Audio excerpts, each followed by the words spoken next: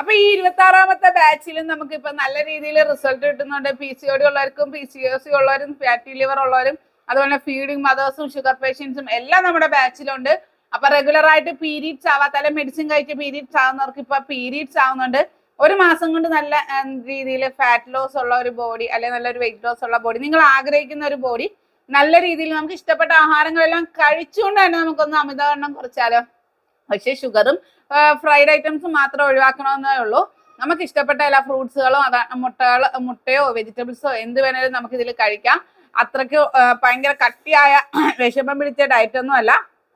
അപ്പൊ എന്തായാലും നാച്ചുറൽ ആയിട്ട് അമിതവണ്ണം കുറയ്ക്കണമെന്ന് ആഗ്രഹിക്കുന്ന എന്റെ എല്ലാ പ്രിയപ്പെട്ട സഹോദരിമാരും താഴെ കാണുന്ന നമ്പറിൽ കോൺടാക്ട് ചെയ്യുക.